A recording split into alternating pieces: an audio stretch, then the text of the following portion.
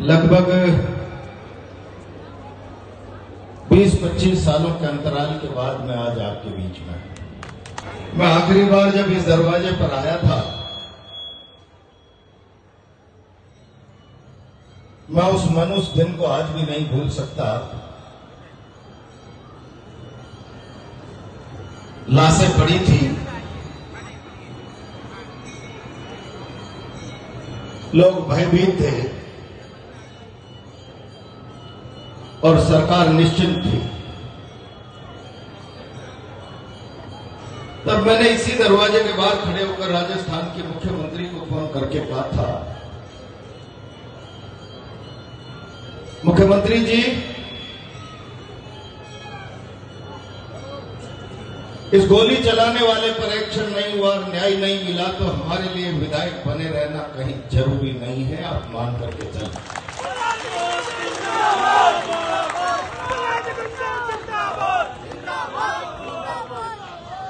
अब 25 सालों में आप लोगों ने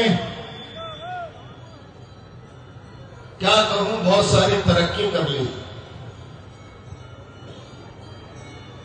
25 साल बाद आया हूं तो ताकत भी दुगनी हो गई। अब 2-2 रैलियां हो रही है। ताली बजाने का सवाल नहीं,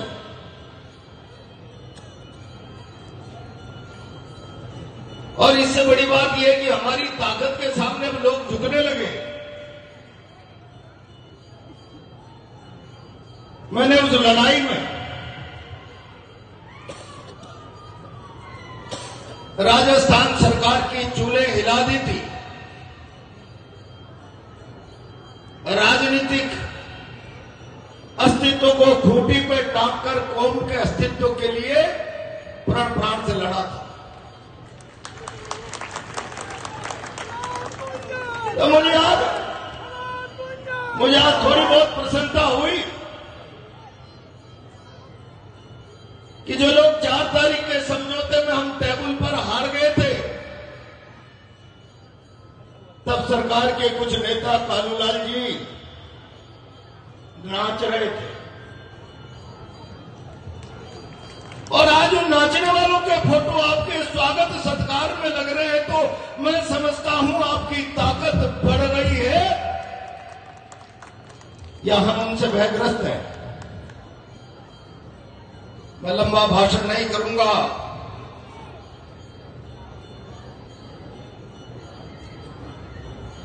मैं किनके बीच में भाषण कर रहा हूं?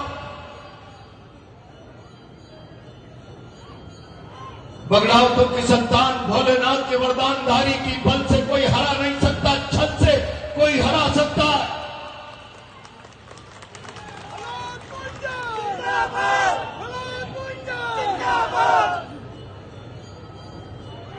कौन इतिहास को किस रूप में लिखता है?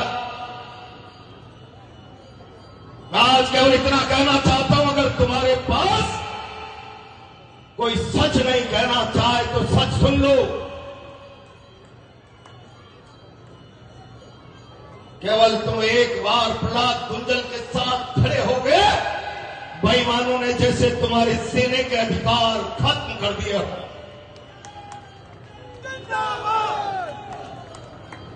मैं केवल इतना कह रहा हूं कि इसकी मां के दूध में इतना दम है, तुम कमजोर मत रहो, दांत खट्टे करने की ताकत रखता हूं।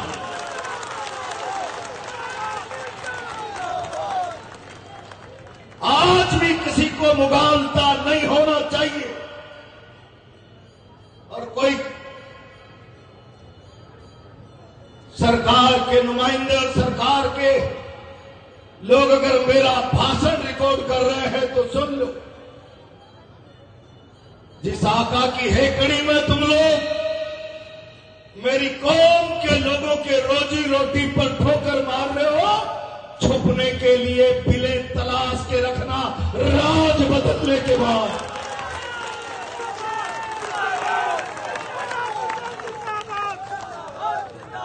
मैं आपसे कह रहा हूं, मेरा मन नहीं है भाषण करने। अगर जिल्लत महसूस होती है तो चौहान वंश की परंपरा को, जिसमें बहुत बड़ा चौहान नारायण पैदा हुए, उसी वंश में पृथ्वीराज चौहान हमीर हट पैदा हुए, जीत कर खिलजी का झंडा लेकर आते दिखे। ब्रह्म रानियों ने 10,000 में जौहर कर लिया, इज्जत नहीं दी, मर जाना लेकिन इज्जत मत चुकाना।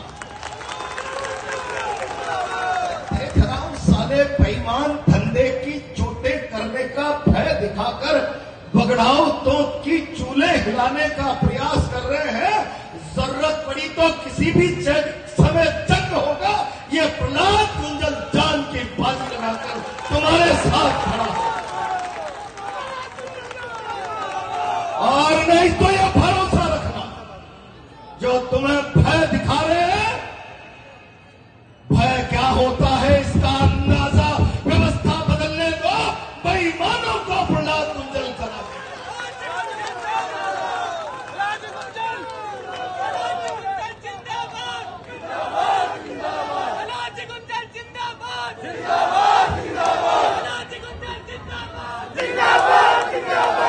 मेरे को बहुत ज्यादा बात नहीं कहूंगा वरना बात बिगड़ जाएगी।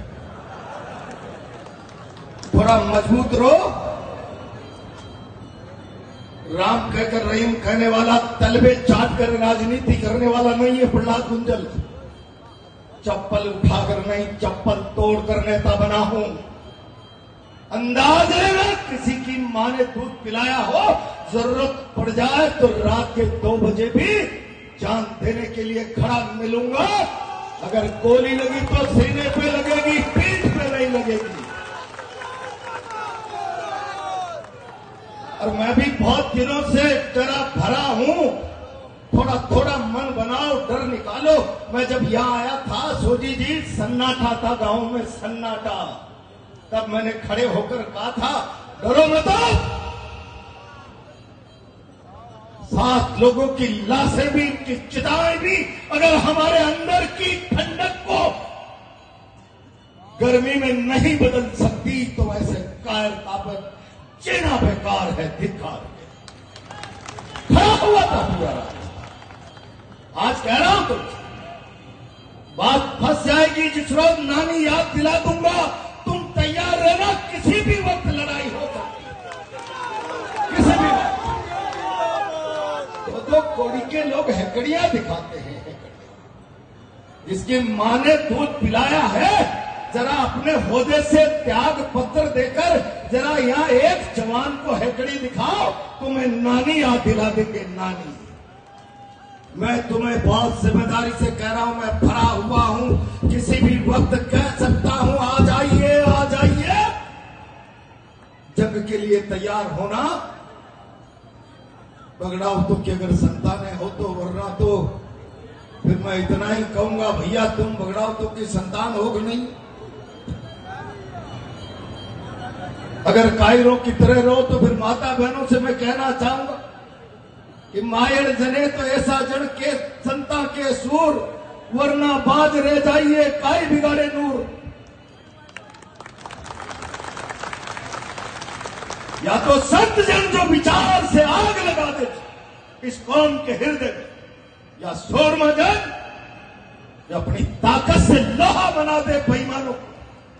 और वरना तो फिर नूर मत बिगाड़ मेरी मां, मेरी बहन। मैं आज इर्रेलेवेंट बात कर रहा हूं, लेकिन सच ये कोई बोलेगा नहीं। कितना भय है, डरो मत।